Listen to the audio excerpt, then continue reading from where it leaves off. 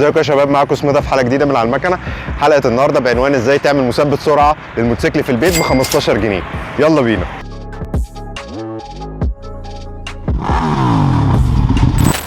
ادي ال 15 جنيه اهو. ده كوليه هنجيبه من اي موان عادي جدا، وهنجيب حته شكرتون او كرتون عاديه اهي. الشكرتون ده ليه كذا بديل، ممكن نعمل له راب عادي، حته منديل نزنقه بحته منديل، اي حاجه. طيب الفكره ايه؟ ان احنا هنربط الكوليه على الاخر زي ما احنا شايفين بالمنظر ده كده اهو. ده رقم واحد. رقم اتنين، الكوليه غالبا مش هيبقى قافل قوي على يد البنزين، فهنزنقها زي ما وريتك كده بشكرتون زي ده، براب، باي حاجه تزنقها. حلو، هتربط بس مش هتربط جامد قوي عشان يد البنزين نفسها تبقى حره في الحركه. دي اول نقطه. طيب الاستخدام ازاي؟ الموضوع سهل وبسيط. انا لما باجي بدوس بنزين كده اهوت، اقوم جاي لافف دي كده اهوت اهي، ثبتت يد البنزين كده، انا عندي مثبت سرعه. طيب عايز ارجع، اقوم جاي عامل كده، يد البنزين هترجع.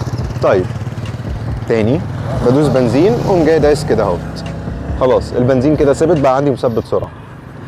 عايز ارجع، اقوم جاي مرجعها كده اهوت. طيب في نقطتين هجاوب عليهم في الموضوع ده. النقطه الاولانيه، حد هيقول لي خطر. لا، هو مش خطر. ليه؟ لان انا دايس بنزين اهو وجايس على الاخر، انا لو دوست بنزين بالعافيه كده كده هيرجع.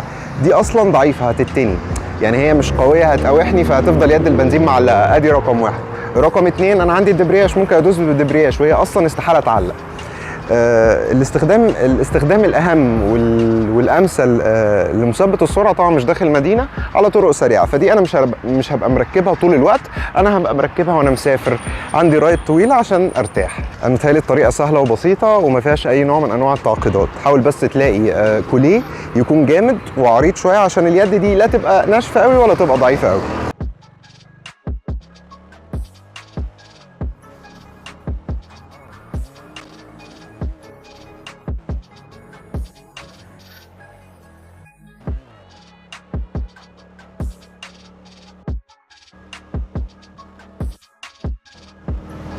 عايز ارجع، اقوم جاي مرجع دي كده اهوت، والبنزين رجع. الموضوع سهل.